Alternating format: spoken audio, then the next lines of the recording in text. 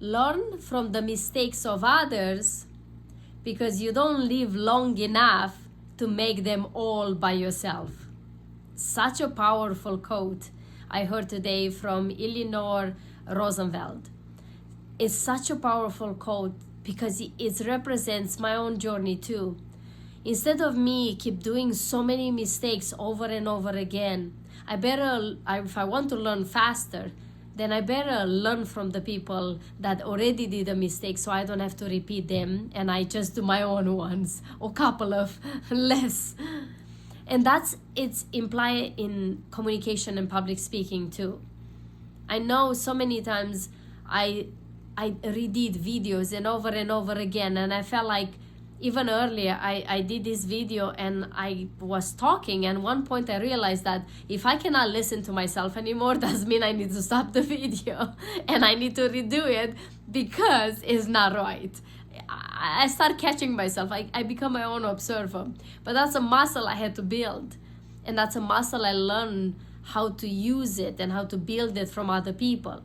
You see, as the analogy that I love to use is that how do you become a chef? How do you become a cook? How do you become a great cook? You might say, Rihanna, it's simple. Just you go to a school and people, other people teach you how to do it, how to create those recipes, the chemistry of the food and all these things. Yes, you're right. But you see, when you go to a school, why do you go? Because you dare to learn from others.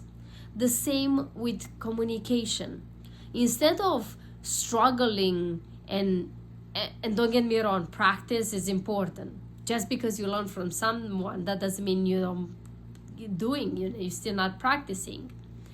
But also, if you can learn the tips, the tools and tricks, the things that help you to really cut off the time that you can learn faster than they did, then you will be able to get to your goals a little bit closer and faster with less mistakes. The same like in this quote saying, learning from other people's mistakes, because we feel like sometimes we need a long life to learn, and we still don't get to learn from all the mistakes that we possibly can do. So true. But see, the same with the analogy with the chef. A chef on the beginning, he goes to a school that he's not a chef yet. He's going to a school, he learns from others, he gets a recipe, he follows the recipe, he gets the right ingredients, he put them together, he starts practicing. The first time or the second time, that recipe is not gonna come exactly how his chef does it, or his teacher. And it kind of might be too salty or not enough salty, not too much spice, not enough, or something like that. Or like a big messed up. But then, as he practices it and does it a couple of times, maybe the third or the fourth or the fifth or the 20th, you never know, he realized that now I can do it, and it comes exactly how it's supposed to be. It tastes exactly the same, and it's basically exactly the same.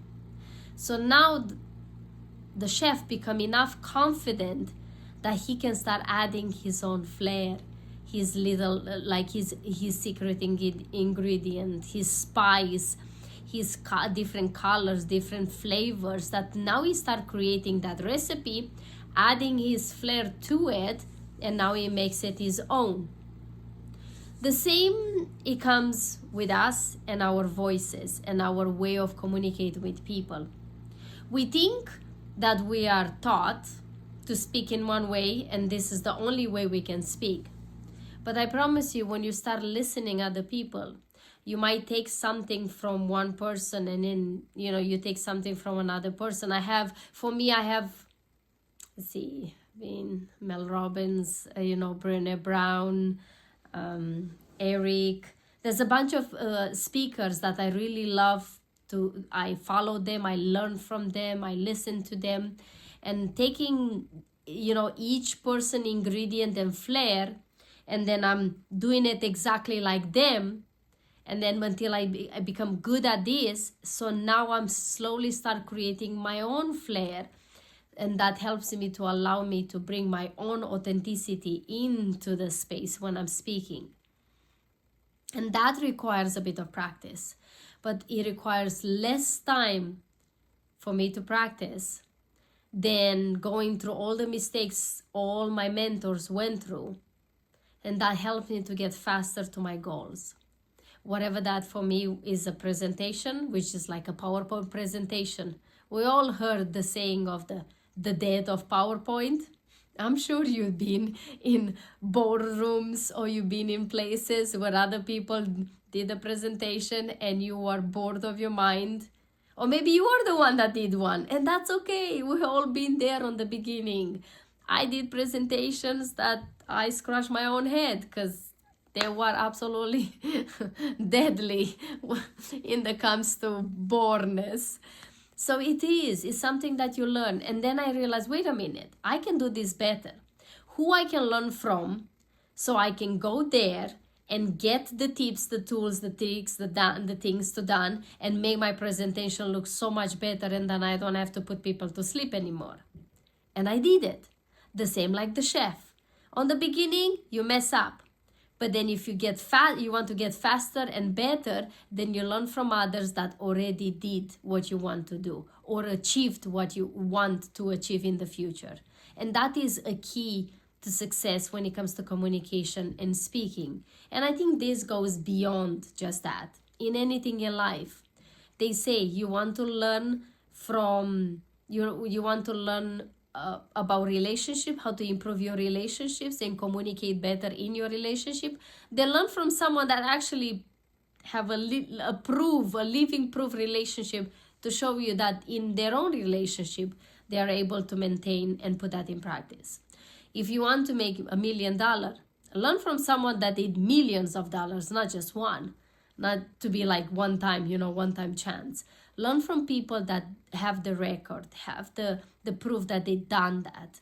And that's how you shorten up your time of learning and of practicing so you can get better at these things.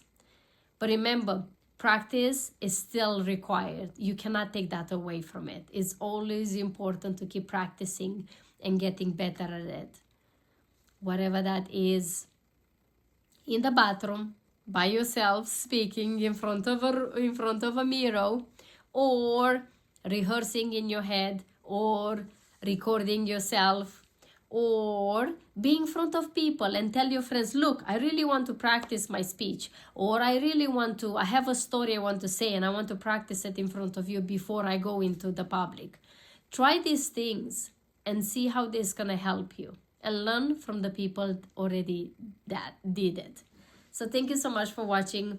I always appreciate you guys' love, comment, support. I appreciate your questions and all the feedback that I receive.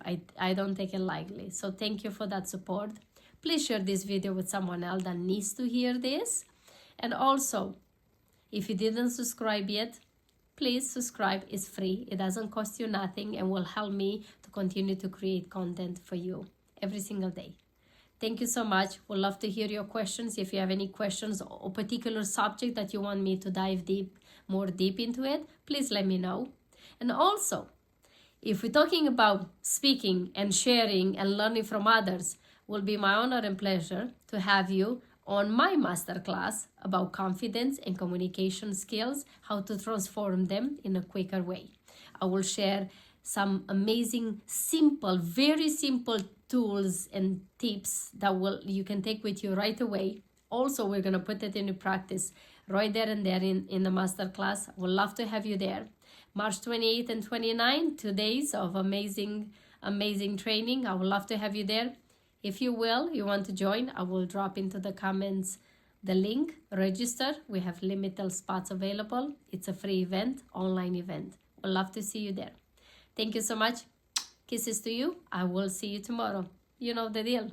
Live your life like it's truly, truly yours.